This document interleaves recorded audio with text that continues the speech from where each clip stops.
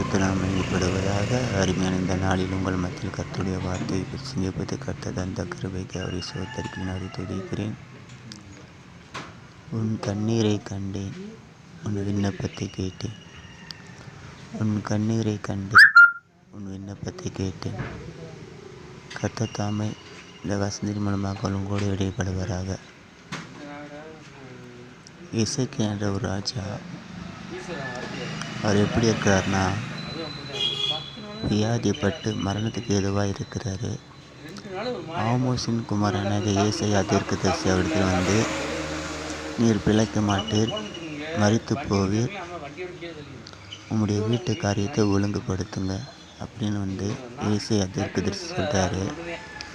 அப்பொழுது எசேக்கியா ராஜா என்ன செய்கிறாருன்னா, சுவர் பக்கமாக திருப்பி கொண்டு, கர்த்தாவே, நான் உமக்கு முன்பாக உண்மையும் உத்தமும் உமது பார்வைக்கு நலமாக செய்தேன் என்பதை நினைத்தருளும் என்று விண்ணப்பம் பண்ணுறார். அப்போது ஆண்டவர் ஏசாயா கிட்ட சொல்கிறாரு, என் ஜனத்தின் அதிபதியை கிட்ட போய் சொல்லு, உன் விண்ணப்பத்தை கேட்டேன், உன் கண்ணீரை கண்டேன், உனக்கு நான் 15 வருஷம் கூட்டி கொடுப்பேன், உன் மித்தம் உன் தகப்பனாக தாவீது நிமித்தம் இந்த நகரத்துக்கு நான் ஆதரவாக இருப்பேன், அசீரியா ராஜா கைக்கு தப்பி வைப்பேன் அப்படி சொல்கிறாரு. ஆண்டவர் சொல்கிற வார்த்தையை பாருங்களேன், உன் விண்ணப்பத்தை கேட்டேன், உன் கண்ணீரை கண்டேன்.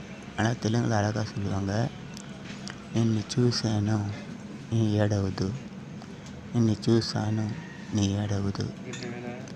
ஆண்டவர் பூமியில் எல்லோரையும் காணுகிற தேவனாக இருக்கிறார். அதான் தாவீது அழகாக சொல்லுவார், ஜெபத்தை கேட்கிறவரை யாவரும் உம்மிடத்தில் வருவார்கள். அவர் எப்படி இருக்காருன்னா, ஜெபத்தை கேட்கிறவர், அது மட்டும் இல்லை, பதில் கொடுக்கிறவர். அதான் சொல்லப்பட்டிருக்குது, உன் விண்ணப்பத்தை கேட்டேன், உன் கண்ணீரை கண்டேன்.